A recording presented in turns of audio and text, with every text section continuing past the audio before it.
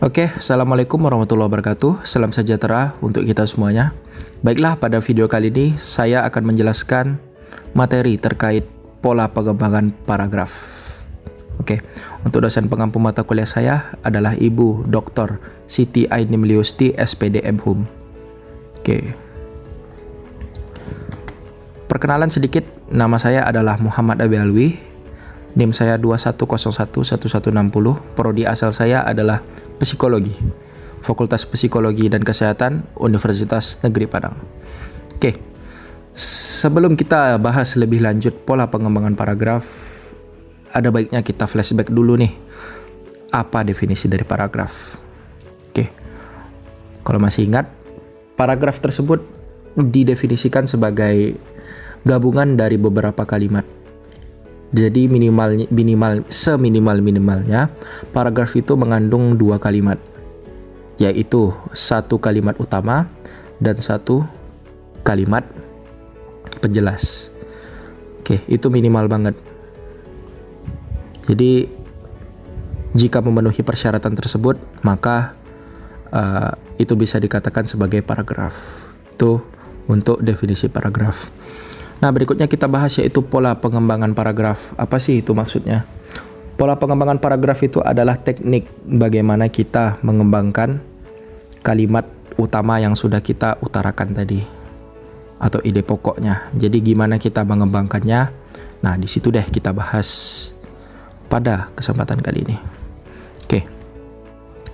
Nah, kita bahas di sini ada beberapa jenis pola pengembangan paragraf. Nah, pada tahun 1999 dikemukakan oleh Ghani, pola pengembangan paragraf tersebut dibagi atas tiga. Yang pertama ada pola pengembangan kronologis, yang kedua ada ruang, dan yang terakhir ada logis. Itu menurut Ghani ya.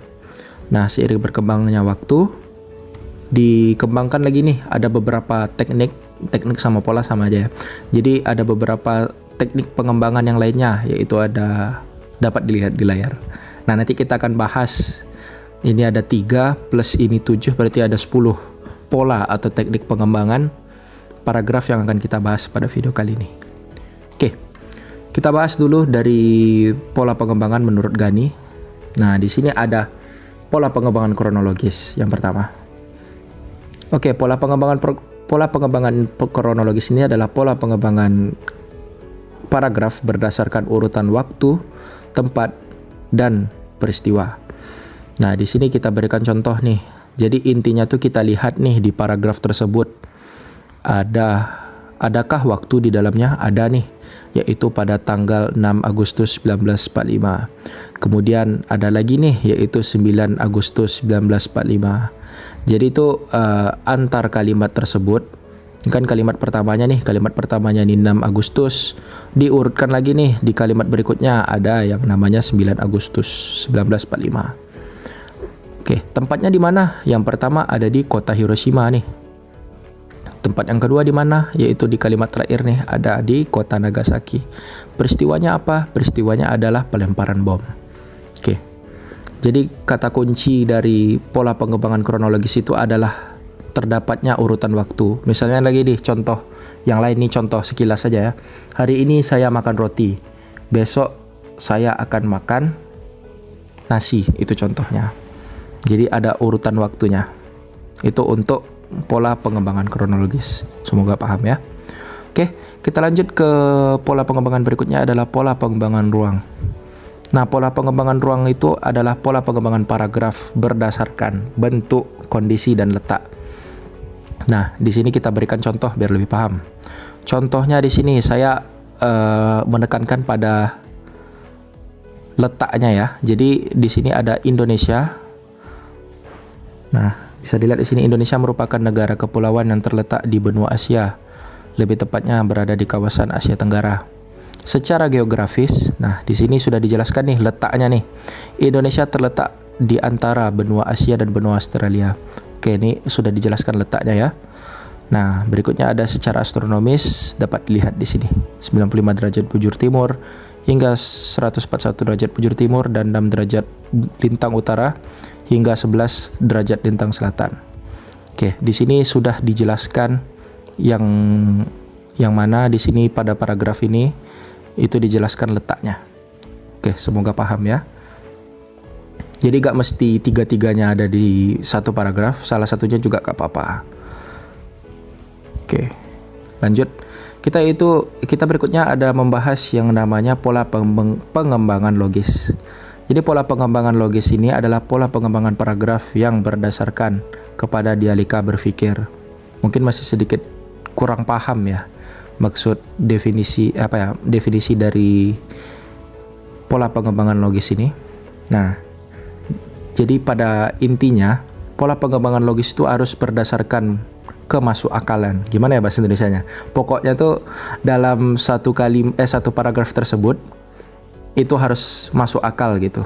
Jadi nanti juga berkaitan dengan penyampaiannya. Kalau misalnya penyampaiannya nggak masuk akal nih, misalnya bahas A tiba-tiba membahas yang B, nah itu nggak masuk kepada pola pengembangan logis.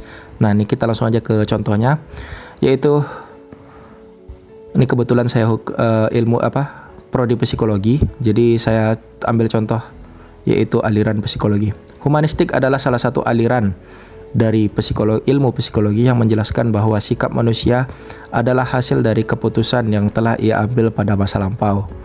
Nah, ini masuk akal. Gimana contoh yang gak masuk akal? Contoh nih, humanistik adalah salah satu aliran dari ilmu psikologi yang menjelaskan bahwa sikap manusia adalah hasil dari keputusan yang telah ia ambil pada masa depan. Nggak mungkin kan, nggak masuk akal gitu kalau misalnya sikap manusia hari ini adalah tergantung keputusan yang ia ambil di masa depan. Itu nggak mungkin. Nah, jadi penyampaian juga penting dari suatu paragraf.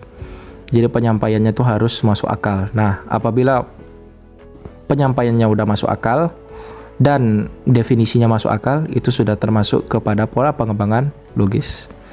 Oke, ini kita sudah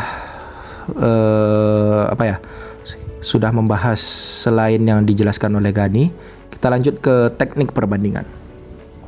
Oke, sesuai namanya, perbandingan. Jadi pada teknik ini itu tuh terdapat dua hal atau lebih yang saling bertolak belakang. Oke, jadi contohnya di sini. Psikoanalisa adalah aliran dari ilmu psikologi yang menjelaskan bahwa perilaku yang tidak disadari merupakan aspek penting dalam kehidupan.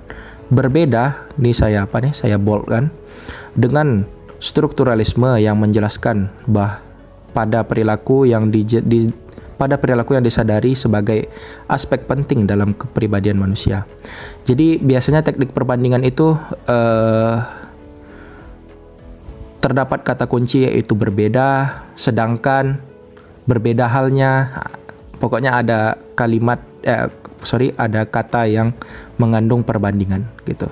Di sini saya berikan contoh yaitu berbeda. Oke, lanjut. Yang berikutnya ada teknik ilustrasi. Teknik ilustrasi adalah teknik pengembangan yang menggunakan istilah sehingga maksud dari paragraf dapat dicerna. Itu biasanya tuh dalam teknik ilustrasi itu terdapat permisalan atau ilustrasi atau perumpamaan. Nah, di sini saya berikan contoh yaitu akidah ibarat. Nih, langsung ke sini aja langsung. Ini intinya. Akidah ibarat sebuah fondasi untuk membangun sebuah bangunan. Nah, jadi pada awalnya itu akidah merupakan fondasi manusia dalam menjalani kehidupan. Nah, mungkin orang masih sedikit bingung tuh, apa sih maksud dari kalimat ini? Nah, dijelaskan deh dengan menggunakan ilustrasi bahwa akidah itu ibarat fondasi untuk membangun sebuah bangunan. Bangunan yang dibangun di atasnya adalah ibadah, amal soleh, dan kebajikan. Maka apabila fondasi yang dibangun kuat, maka akan berdiri kokoh bangunan di atasnya. Sebaliknya, apabila fondasi yang dibangun tidak kuat, maka akan menyebabkan bangunan di atasnya runtuh. Jadi diharapkan dengan pemberian ilustrasi atau perumpamaan ini, pembaca dapat paham maksud dari paragraf tersebut. Oke, itu kurang lebih untuk teknik ilustrasi. Lanjut, kita ada teknik klasifikasi. Teknik klasifikasi adalah teknik pengembangan yang didasari dengan pengelompokan. Nah, ini kita berikan contoh yaitu klasifikasi makhluk hidup merupakan suatu cara memilah dan mengelompokkan makhluk hidup menjadi unit tertentu. Klasifikasi dibedakan atas beberapa kingdom, Nah, kingdomnya dapat dilihat di sini. Oke. Jadi makhluk hidup tuh dikelompokkan. Nah, dikelompokkannya tuh menjadi apa? Nih ada beberapa kingdom. Ada 6 kingdom. Ya kan? 1, 2, 3, 4, 5, 6. Nah, ya. Ada 6 kingdom. Kingdom itu kurang lebih adalah kerajaan. Jadi dikelompokkan. Intinya di situ ada kata yang menjelaskan di antaranya gitu. Kayak di antaranya nih, kingdom di antaranya, dibedakan atas beberapa kingdom di antaranya gitu. Jadi dikelompokkan lagi jadi beberapa bagian atau beberapa jenis gitu. Oke. Lanjut ke yang ke-7, ada teknik definisi. Ini paling gampang sih, teknik definisi. Teknik definisi adalah teknik pengembangan yang bertujuan untuk menjelaskan maksud dari suatu hal. Nah, sebagai contoh nih, definisi wirausaha menurut Geoffrey G. Meredith pada tahun 1995. Ya udah, apa sih definisi wirausaha? Nah, itu deh dijelasin sama paragraf ini. Jadi, pada intinya, teknik definisi itu mengandung kata kayak adalah, merupakan, didefinisikan sebagai, dan lain-lain. Pokoknya tuh mengandung kata yang menjelaskan maksud dari kata sebelumnya gitu. Kurang lebih paham lah ya. Oke. Selanjutnya ada teknik analogi. Oke, teknik analogi ini sebenarnya kurang lebih sama dengan teknik ilustrasi. Tapi yang membedakannya di sini adalah teknik analogi itu, oh ya, sebelum kita lebih jauh tuh, analogi itu adalah persamaan atau persesuaian dua hal. Jadi misalnya nih, langsung aja kita ke contoh ya. Oke, sebelumnya definisi dulu deh. Teknik pengembangan dengan menggunakan analogi atau perumpamaan. Oke, contoh. Perilaku anak di lingkungan sekolah adalah cerminan dari perilaku orang tua terhadap anak tersebut. Di rumah mungkin ya. Jadi di sini ada dua hal yang berbeda, yaitu perilaku anak di lingkungan sekolah dan perilaku orang tua terhadap anak tersebut. Jadi ada dua nih, perilaku anak dan perilaku orang tua. Tapi pada kalimat ini, pada paragraf ini, dua hal tersebut disamakan. Jadi dia tuh memiliki satu kesesuaian sehingga nanti orang diharapkan bisa paham dengan maksud dari analogi, maksud dari kalimat tersebut, dari paragraf tersebut. Nah, dengan demikian, dengan dua hal ini diharapkan bisa paham gitu, kurang lebih gitu. Berikutnya ada teknik sebab akibat atau akibat sebab. Nah, teknik pengembangan ini adalah teknik pengembangan yang menjelaskan rincian sebab dan akibat dari suatu permasalahan. Ini sudah saya boldkan juga nih, yaitu Yanto selalu membantu temannya. Itu adalah sebabnya. Sedangkan akibatnya apa nih? Akibatnya adalah ketika Yanto dalam kesulitan, teman-teman Yanto selalu ada buat Yanto untuk membantunya. Jadi sebabnya Yanto membantu teman, akibatnya Yanto dibantu teman. Nah, itu kurang lebih untuk sebab akibat. Atau mungkin akibat sebab itu apabila akibatnya dulu disebutkan duluan, baru sebabnya. Tergantung kondisi aja, tergantung baik buruknya gimana gitu.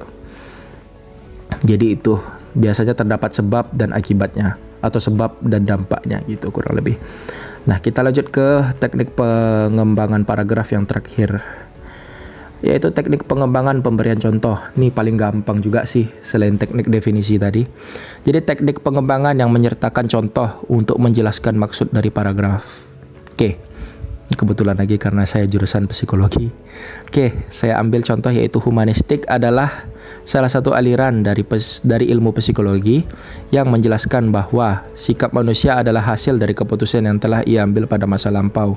Contoh, Yanto merasa segan kepada Yanti karena dahulu pernah memarahinya dan hingga kini belum meminta maaf kepada Yanti. Oke, jadi diharapkan dari pemberian contoh tersebut itu pembaca bisa paham maksud dari apa sih humanistik gitu. Jadi diharapkan dengan contoh tersebut pembaca bisa paham. Oke, mungkin sekian dulu materi yang bisa saya sampaikan. Mohon maaf atas segala kekurangan. Saya akhiri, wabillahi taufiq wal hidayah. Assalamualaikum warahmatullahi wabarakatuh. Oh ya, yang benar datangnya dari Allah, yang salah datangnya dari saya. Oke, terima kasih. Sampai jumpa di video pembelajaran yang lainnya. See you.